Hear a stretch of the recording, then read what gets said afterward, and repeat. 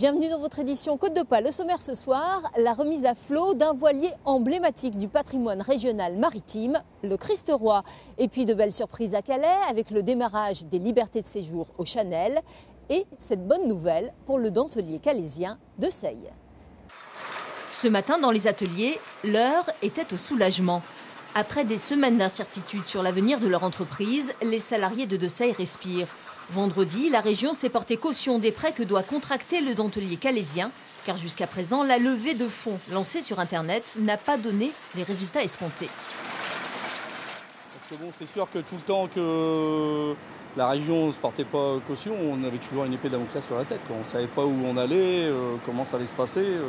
Donc c'est sûr que pour le moral des salariés de l'entreprise, c'était pas beau fixe. Là, ça a permis justement de pouvoir y croire à nouveau, quoi. Le spectre de la liquidation judiciaire s'éloigne. Désormais, Seille peut envisager l'avenir avec un peu plus de sérénité. Mais ce qu'on souhaiterait surtout, c'est avoir les moyens de rebondir, notamment investir dans nos 2 machines jacquardtroniques supplémentaires pour les saisons qui viennent. Également pour pouvoir enfin lancer des produits, des prototypes qui aujourd'hui sont prêts, qui ont sorti l'étape du bureau d'études et qui doivent aujourd'hui être commercialisés, produits, teints, ce qui correspond quand même à des coûts qui sont importants. Et qu'aujourd'hui on avait énormément de mal à financer. Car la clientèle exigeante est bien là, il ne restait plus qu'une entreprise solide pour fournir des dentelles de qualité. Du chantier naval au bassin Carnot, le convoi exceptionnel se limite à quelques centaines de mètres. Mais les plus grandes précautions s'imposent car l'opération est millimétrée. Avant d'être gruté, le Christ-Roi doit être sanglé. La tension autour du Dundee de Gravelines est alors palpable. Il y a quelqu'un en face ? C'est délicat comme étape ? Plutôt, oui. Pourquoi ? C'est un peu risqué, là, surtout que le monde qui est. Il y a un peu trop de monde autour. Là. La mise à l'eau d'un bateau, c'est toujours un moment à part, de communion dans le monde marin. Un soulagement aussi pour son propriétaire après plusieurs mois de travaux. Et ce ne sont pas les craquements du bois qui l'inquiètent le plus. J'ai horreur de voir un bateau en l'air. C'est là sa place. C'est dans l'eau. C'est le bois qui vit. Hein. Le bois joue, le bois travaille. C'est un bateau qui est entièrement en bois, en chêne. Et une vieille dame de 72 ans. En 1992, cet ancien bateau de pêche à la crevette était sauvé d'une mort certaine. Cette fois, le voilier avait besoin d'une simple cure de jouvence. 4 à 5 mois de travail pour faire beaucoup de choses, une visite complète de toute la coque, le changement complet du pont, la réfection totale de l'installation électrique. Le Christ-Roi a ainsi regagné quelques dizaines d'années, de quoi aborder sereinement une nouvelle saison de sortie en mer. Dimanche prochain, premier tour des élections départementales.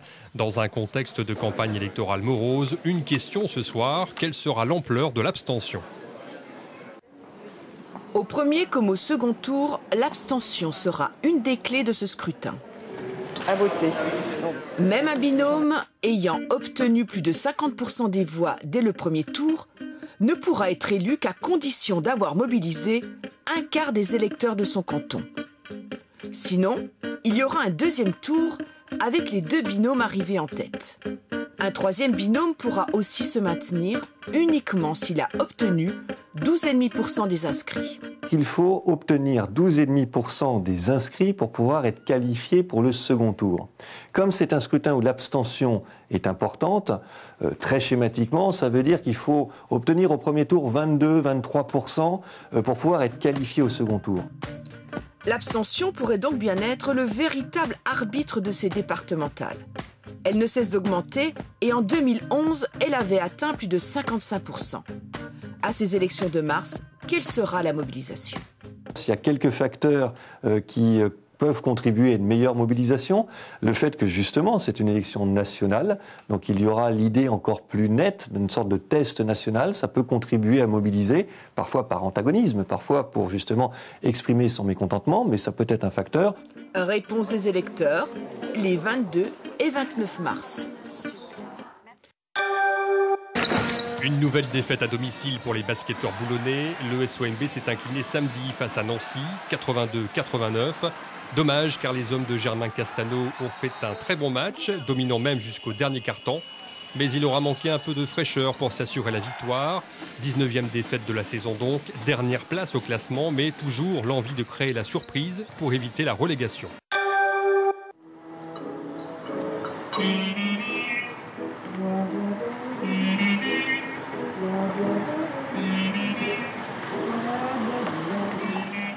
Est-ce que vous y comprenez quelque chose?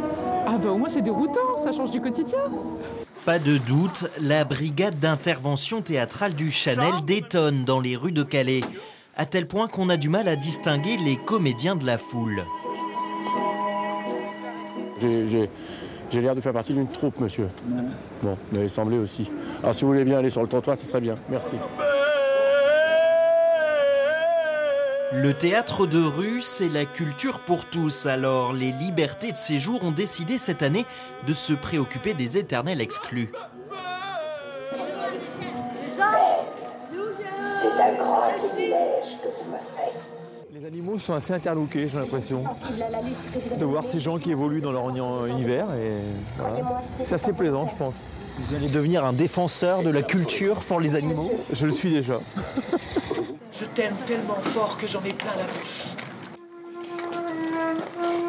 On trouve que le public, souvent, il est moutonnier. Vous dites Zingaro, c'est quand même... Bam. Là, les gens, ils y vont les yeux fermés. Et donc, on s'est dit, il faudrait que le public ait la curiosité d'aller voir, de prendre des places de spectacle à des troupes et des titres qu'il ne connaît pas du tout. Effet de surprise garanti pour cette dernière édition des libertés de séjour au Chanel du mardi au dimanche jusqu'au 29 mars. C'est la fin de cette édition. Prochain rendez-vous avec l'information Côte d'Opale demain 19h15. Très belle soirée.